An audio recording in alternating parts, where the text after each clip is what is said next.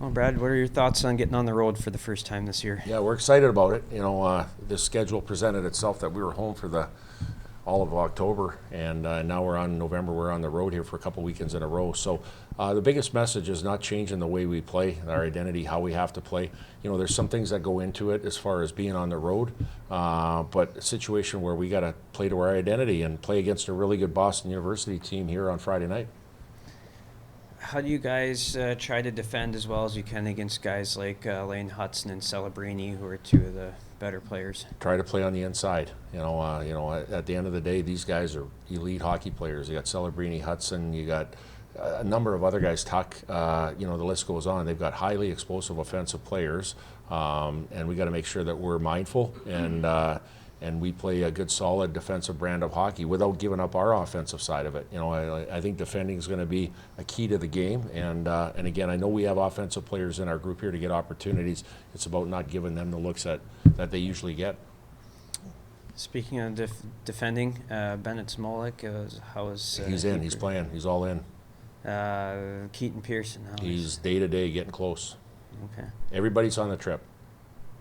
Everybody can go on the trip, and everybody will hopefully be available. Keaton as well. Do you like having that where first trip of the year everyone is going? Absolutely. I think once we get to the NCHC, it's a 23-man roster. We have 26 players in our group, and I think it's great. Everybody gets a taste of what going on the road looks like, from practicing on a Thursday to the game day stuff Friday, Saturday, to even the travel, how that works. So I think it's awesome. I know it binds you together as a team because you're around each other a lot more. I know our guys are around here together a lot, but when you get on the road, you're forced to do that, and our guys look forward to getting together here. When you're recruiting Jaden Prawn, I know a lot of Manitoban kids end up playing in the Western Hockey League, and he was a fairly high draft pick there. When did you kind of get the feeling that he was going to come to college, or that you guys had a good shot at him? Well, I think he went through that COVID year, and he was playing up in Manitoba, and Canada shut down for the most part on youth hockey. So he went down to Sioux Falls to play, and I think once he went down there, they run a great program there in their system with the Sioux Falls Power, and once he went down there, and I think he got probably a taste of what the U.S. side of hockey looked like in college hockey, watching games. I think from there we kind of knew that there was probably an opportunity, and then just being around, watching him play, develop in Sioux Falls, and then later on in Chicago, just kind of seeing his body of work, you knew he was an elite player. He plays at a fast speed. He's got high-end offensive instincts, and even his play without the puck, trying to get it back, he's relentless.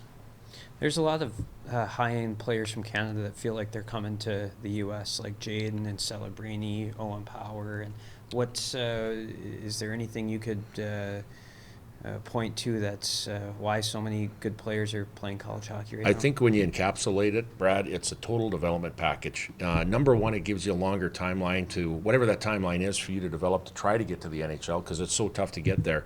So you have a longer timeline, or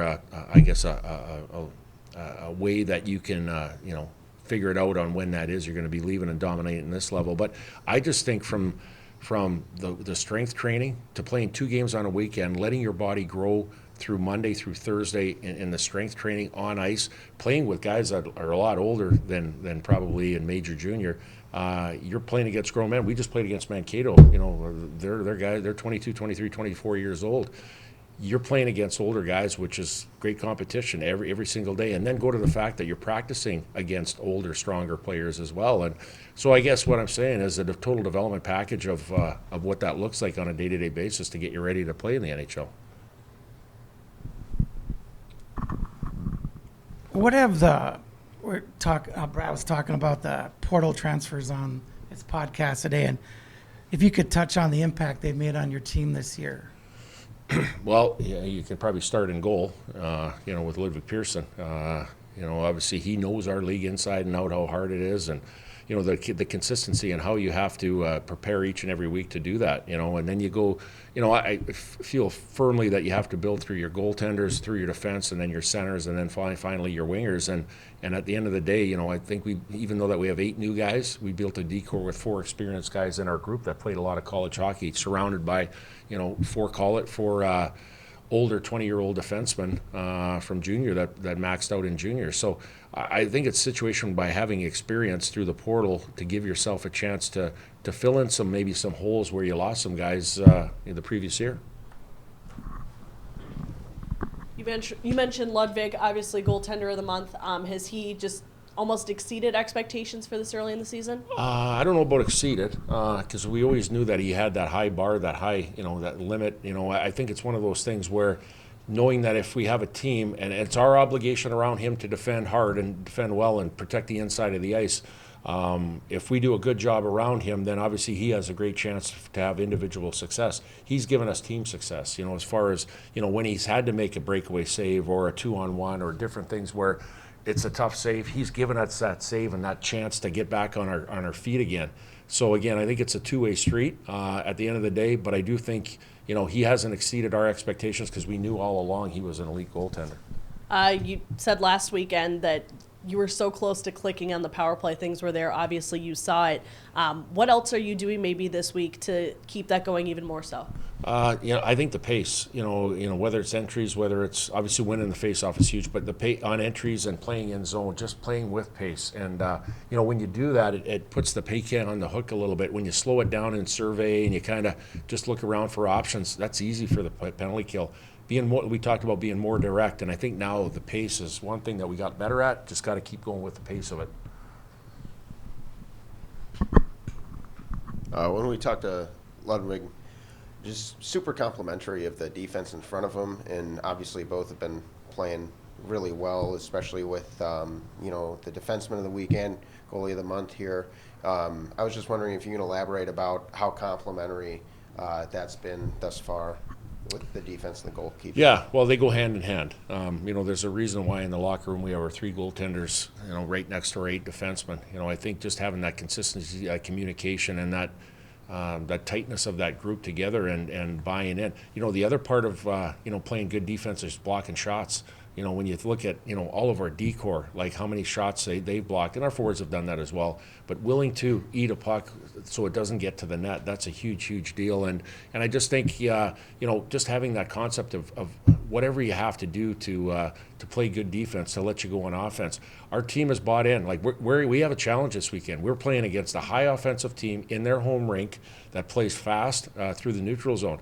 We have a challenge, and our challenge is to defend hard like we have been. And again, it's not just one line or one guy or a D pair. It's everybody being on the same page. So that's our challenge, and I know we're up for it. And then his last one for me here.